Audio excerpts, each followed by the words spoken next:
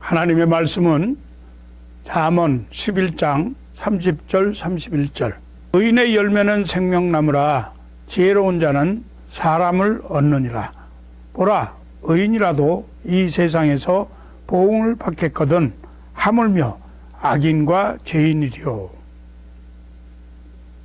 제가 처음 교회를 개척했을 때 아무도 없는 교회였기 때문에 한 사람이 오시길 기대하는 마음으로 창밖을 자주 내다보곤 했습니다.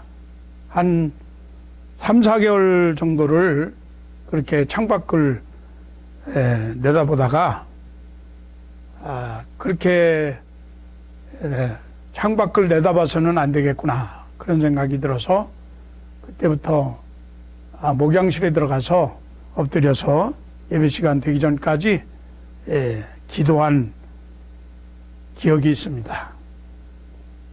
그러다가 한 분이 처음 이 교회로 오시게 되었는데 얼마나 감사했는지 모릅니다. 춤을 출 듯이 기뻐했습니다. 그리고 나서 교회가 점점 부흥되어서 여러 성도들이 모이게 되었는데 또 여러 가지 사정과 일들로 인해서 성도들 가운데 교회를 떠나는 한 사람이 있을 때는 또 얼마나 마음이 아프고 아쉬웠는지 모르겠습니다. 사모인 제 아내는 남모르는 눈물도 많이 흘렸습니다. 믿어주는 사람, 사랑과 격려를 아끼지 한 사람이 힘이 되고 의지가 되어지는데 어려움이 있어도 마음을 털어놓을 수 있는 한 사람, 그 한 사람이면 모든 것을 견딜 수 있기도 했습니다.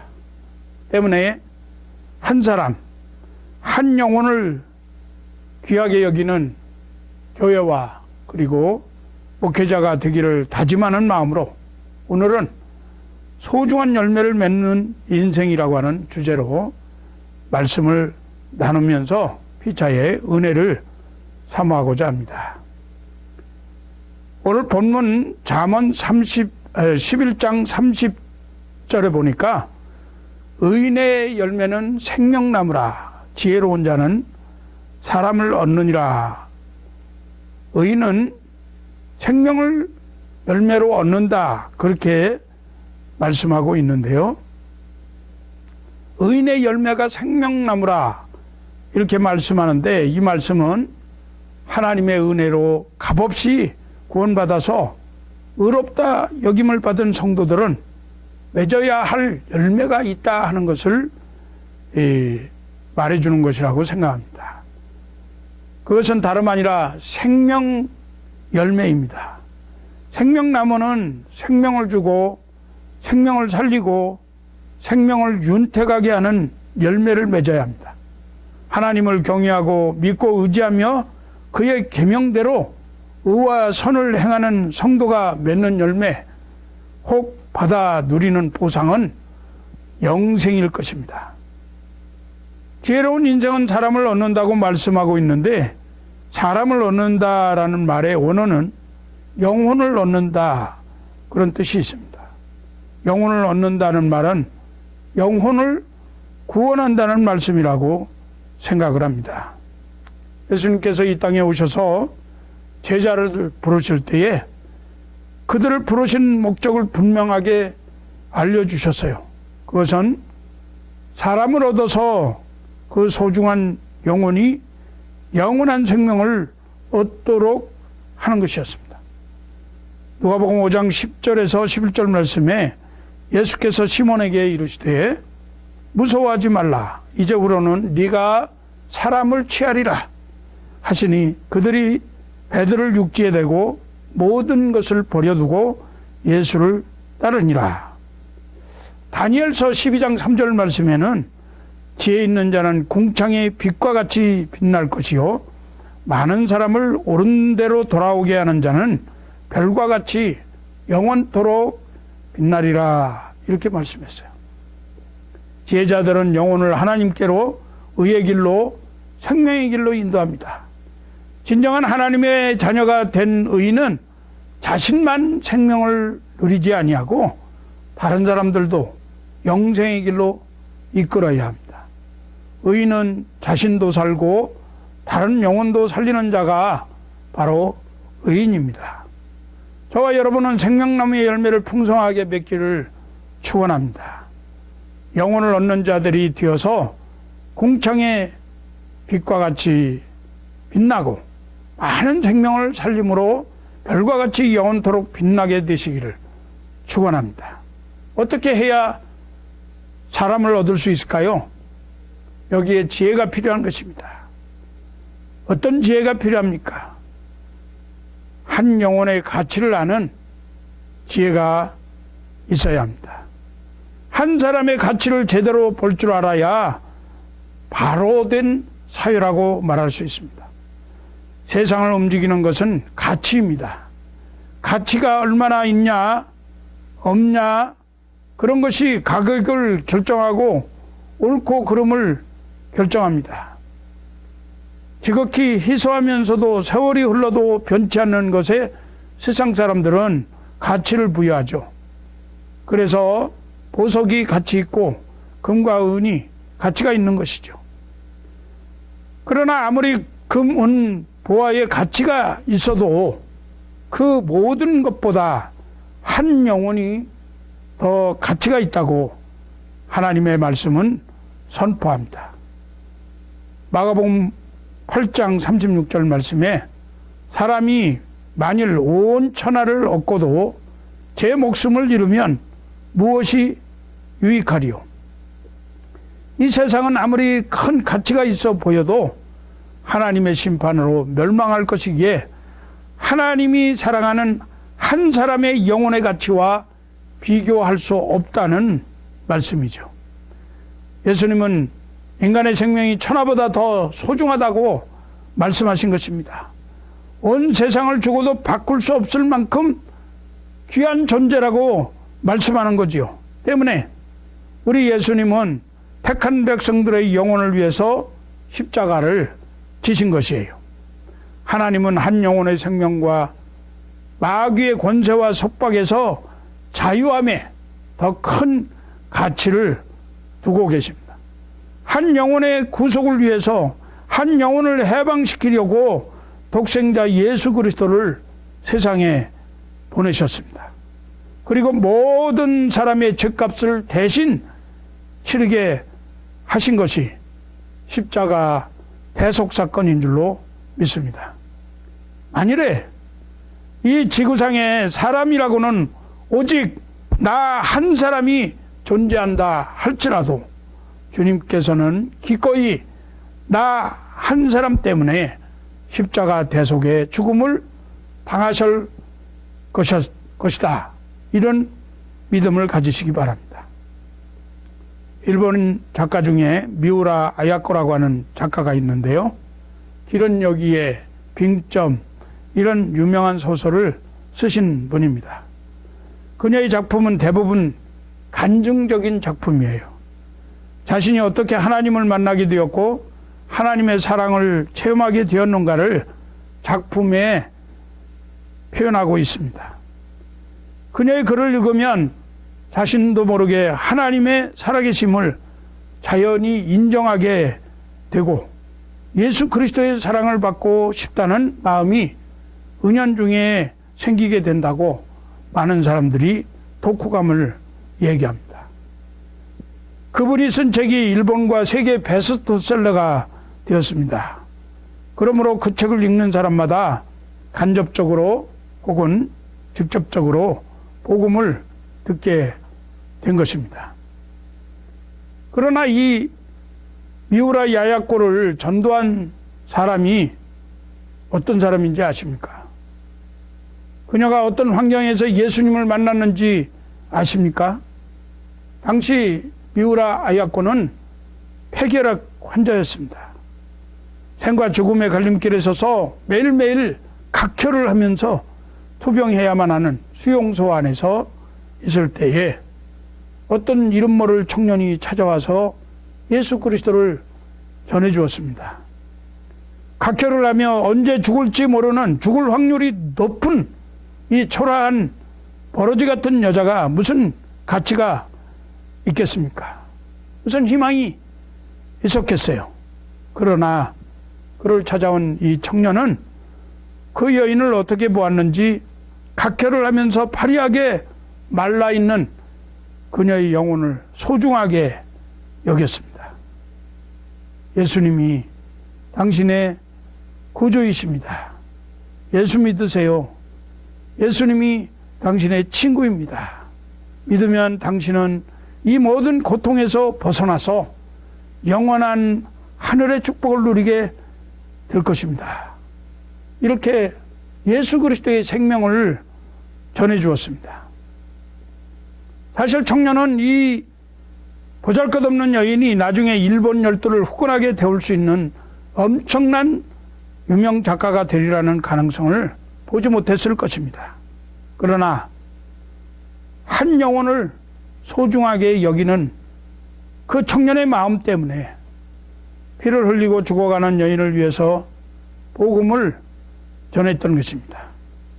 결국 미우라 아야코는 나중에 유명 작가가 되어서 수백 명이 나가서 복음을 전하는 것보다 더 많이 사람을 얻고 영혼을 구원하는 소중한 열매를 맺게 되지 않았습니까?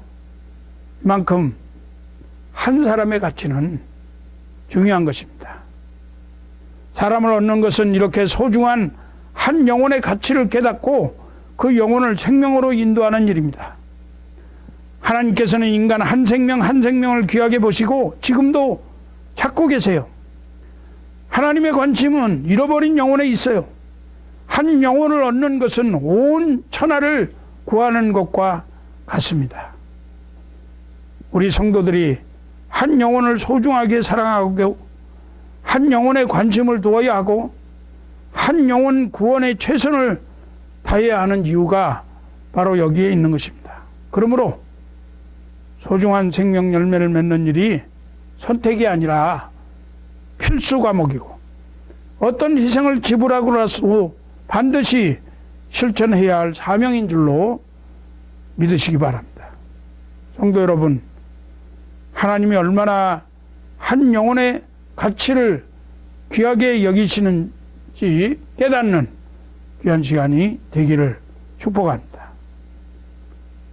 그 다음에 우리가 가져야 할 지혜는 남은 생애를 계수하며 소중한 자신의 인생을 성별하며 사는 지혜가 필요합니다. 오늘 본문 11장 31절 말씀에 보라, 의인이라도 이 세상에서 보응을 받겠거든 하물며 악인과 죄인이리요.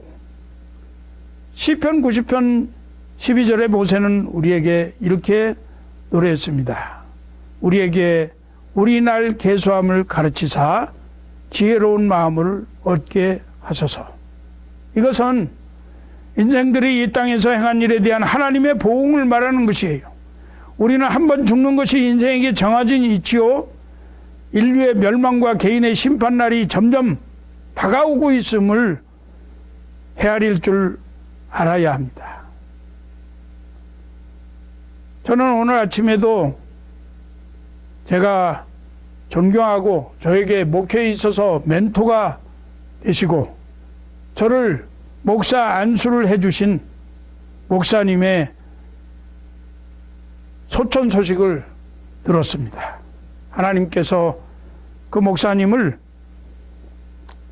이 땅에서의 사명을 다 마치게 하시고 하나님 나라에 옮기셨는데, 우리 인생은 이렇게 어느 날 우리의 마지막 날이 결정될는지 알지 못하는 그러한 삶을 살고 있어요.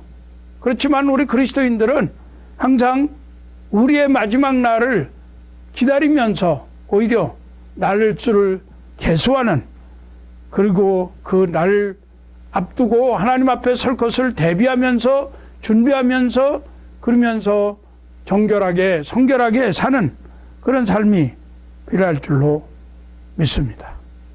하나님은 공의로운 분이시기 때문에 심은 대로 거둡니다.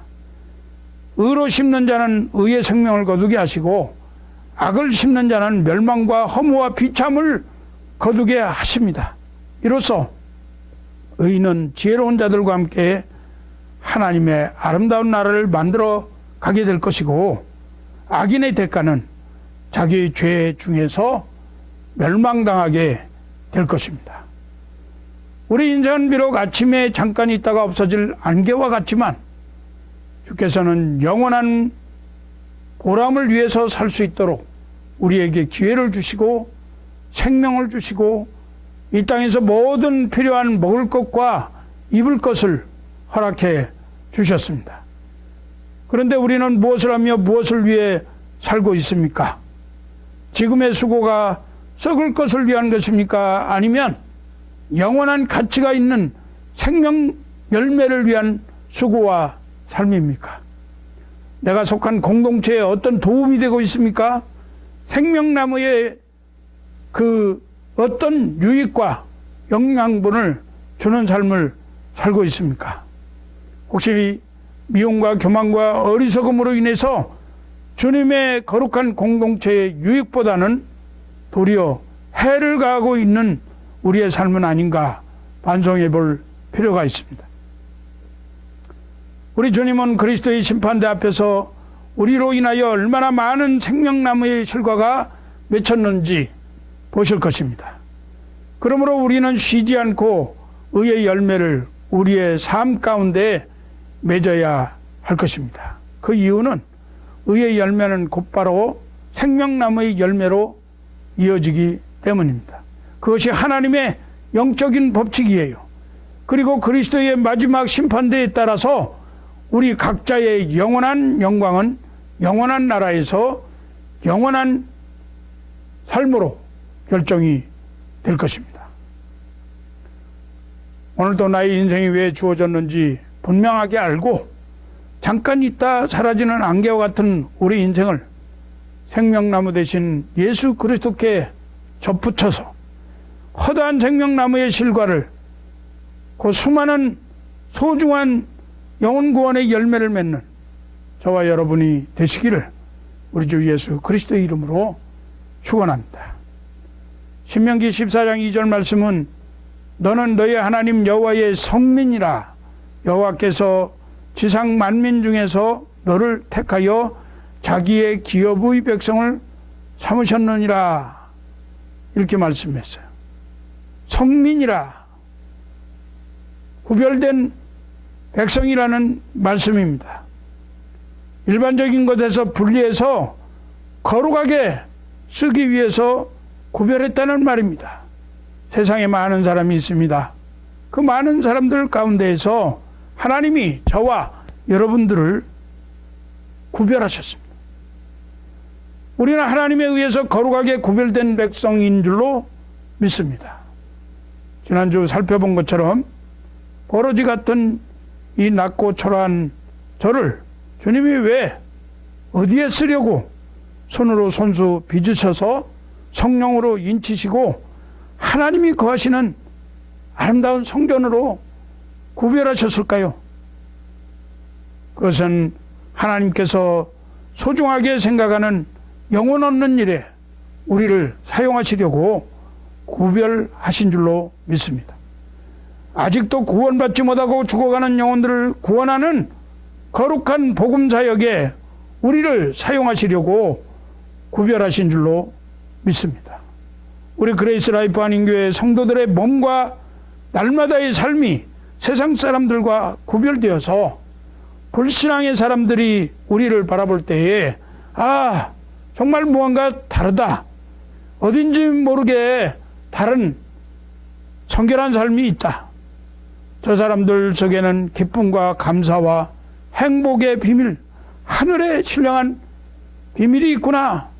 나도 저 사람처럼 살고 싶구나 하는 그러한 생각을 갖게 하고 그들의 삶도 변화될 수 있도록 우리가 구별된 행동이 있어야 소중한 한 영혼을 얻을 수가 있는 것입니다. 여러 가지 역사적, 정치적, 사회적, 자연적인 현상들을 살펴보면 우리들에게 남은 시간이 그리 많지 않다는 것을 깨닫습니다.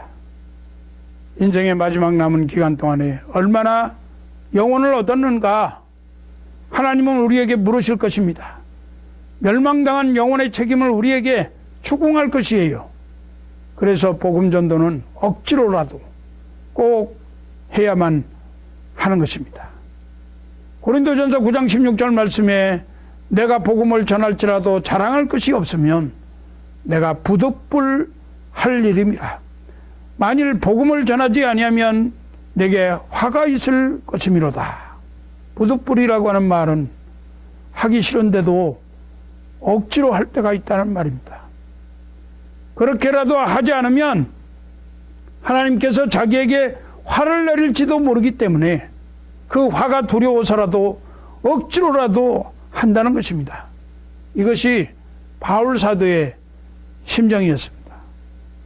사도 바울이라고 항상 복음을 전하는 일이 즐거웠겠습니까? 육신을 입은 사람이기 때문에 어떤 때는 전하기 싫을 때도 있었을 것입니다. 어떨 때는 사람들이 무섭고 핍박받는 것이 싫어서 도망이라도 치고 싶었을 것입니다. 어떤 때는 육신이 약해서 쉬었으면 할 때가 얼마든지 많이 있었을 것입니다. 저도 이와 같은 심정입니다. 그럼에도 불구하고 전하고 싶지 않을 때도 억지로 복음을 전했다고 말합니다. 하나님이 맡기신 사명이기에 그 부르심에 순종하기 위해서 전했다고, 피곤해도 교회에 사람이 없어도 억지로라도 순종했다고 말씀하고 있습니다. 사도행전 20장 24절 말씀엔 나의 달려갈 길과 주 예수께 받은 사명 곧 하나님의 은혜의 복음 증거하는 일을 마치려 하면은 나의 생명을 조금도 귀한 것으로 여기지 아니하노라.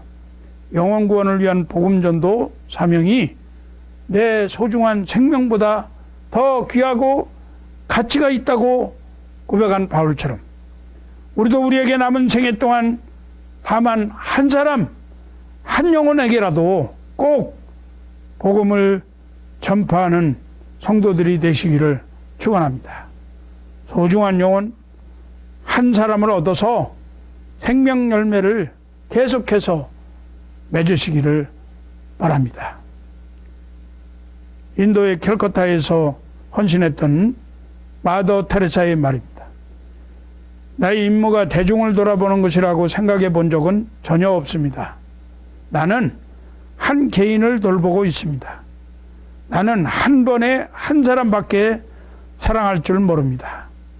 나는 한 번에 한 사람밖에 거둘 줄 모릅니다. 단 한 사람, 당신도 내가 하듯 그렇게 한 번 시작해 보세요. 나는 단 한 사람만 인도합니다. 만일 그렇지 않았다면 지금까지 4만 2천여 명이 넘는 사람을 인도하지 못했을 것입니다. 내가 한 모든 일은 바다에 물 한 방울을 보탠 것에 지나지 않습니다. 그렇지만 내가 물 한 방울을 보태지 않는다고 하면 바다는 물 한 방울이 모자랄 것입니다. 당신 자신, 당신의 가정, 당신이 다니는 교회도 마찬가지입니다. 단 하나에서부터 시작하십시오.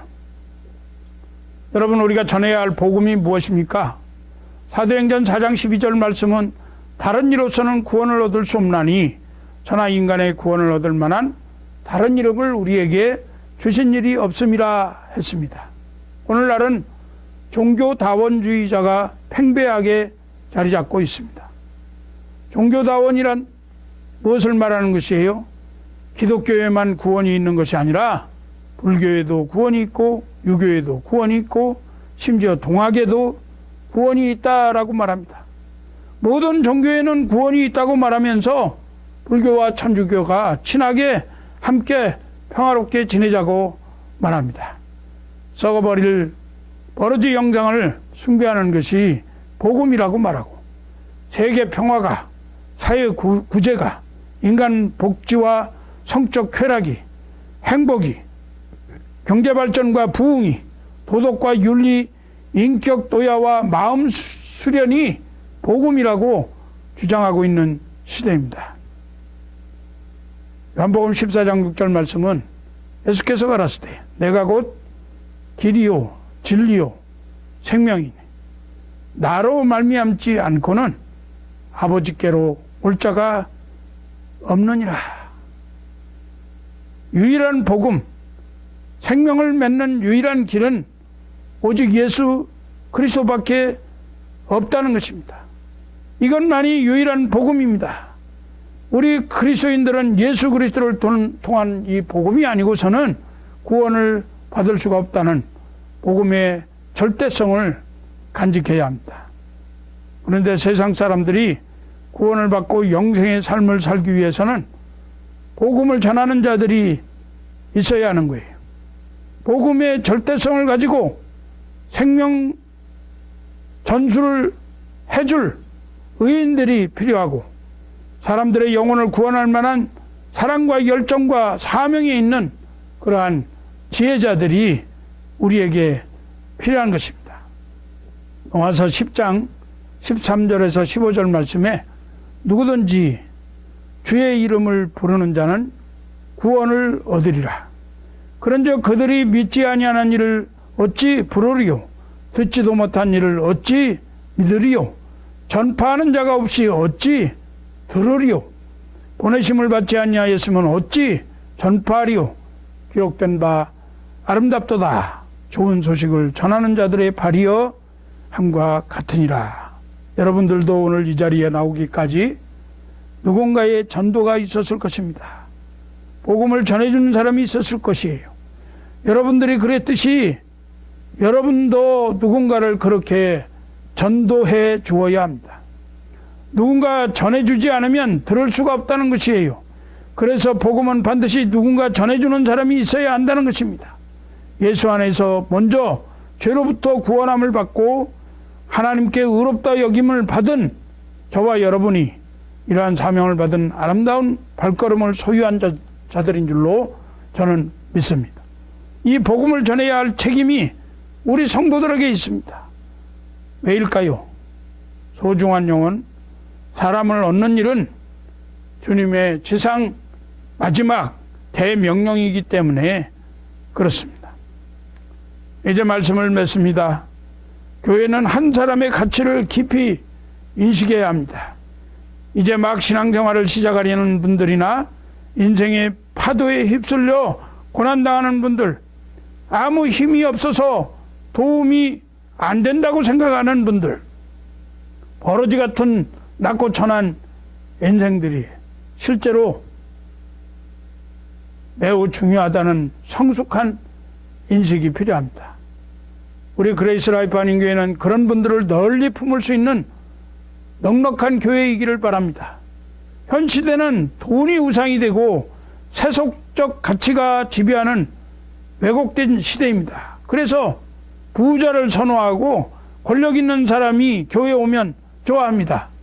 그러나 다시 한번 우리가 한 사람의 가치를 마음에 새기고 한 영혼을 귀하게 보는 신앙 공동체를 이루어가면 좋겠습니다.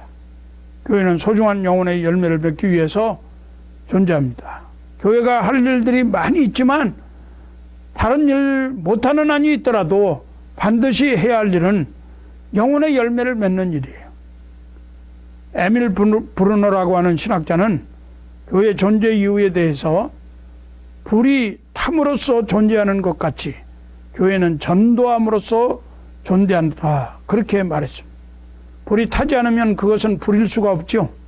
마찬가지로 교회가 영혼을 소중히 여기지 않으면 교회일 수가 없습니다. 다시 말해서 소중한 열매를 맺지 않는 교회는 그 존재가 무가치한 것입니다. 그래서 전도는 부담이 아니고 축복이에요. 그러므로 영혼구원에 불타는 사명감을 가지고 힘써서 소중한 영혼의 열매를 많이 맺는 그러한 인생들이 되시기를 주 예수 그리스도의 이름으로 축복합니다.